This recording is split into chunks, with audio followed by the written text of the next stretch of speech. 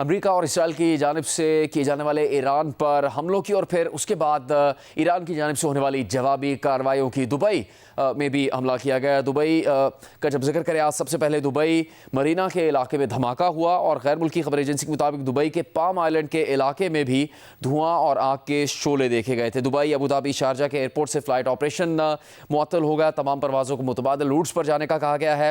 Dubai airport پر سناٹے کا راج ہے۔ کیا ہوا ہے پچھلے چند گھنٹوں میں دبئی پر اور وہاں پر دبئی میں اور متحدہ عرب امارات میں موجود امریکی تنصیبات پر یا امریکی اڈوں پر، اس سے متعلق آپ کو تفصیل بتائیں گے جیو نیوز کے نمائندے سبت عارف۔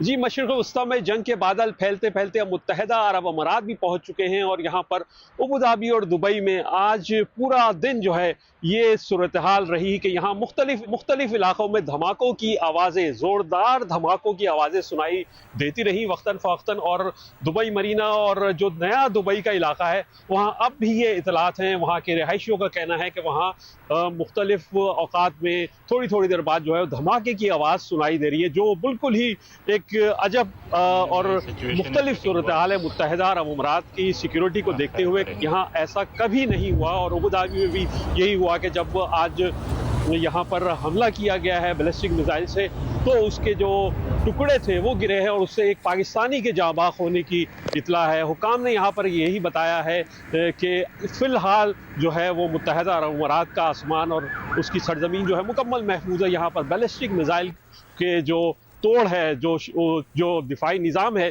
اس کو مکمل طور پر ایکٹیویٹ کر دیا گیا ہے۔ البتہ صورتحال یہی ہے کہ لوگوں کو کہا گیا ہے حکام کی طرف سے کہ وہ اپنے گھروں کی طرف رہیں، اور مالز میں جو یہاں پر لوگ بہت زیادہ شاپنگ کرنے کی جستجو میں تھے، بہت زیادہ سامان، اشیاء خرد و نوش خریدنے کی کوشش میں تھے، ان کو بھی حکام نے یہ کہا ہے کہ پریشانی و فکر کی ضرورت نہ کریں کہ متحدہ عرب امارات میں اشیاء خرد و نوش جو ہیں وہ وافر مقدار میں موجود ہیں۔ شکریہ تفصیل بتانے کے لیے۔ اماراتی فضائی دفاعی نظام سے متعلق جو متحدہ عرب امارات کا موقف سامنے آیا ہے، انہوں نے کہا کہ ایران کی جانب سے داغے گئے میزائلوں کو اور ڈرونز کو تباہ کر دیا گیا۔ ان کا کہنا ہے کہ کسی بھی جانی نقصان یا بڑے مالی نقصان کی کوئی اطلاع نہیں ہے۔ اماراتی وزیر دفاع نے اس متعلق بیان جاری کیا ہے۔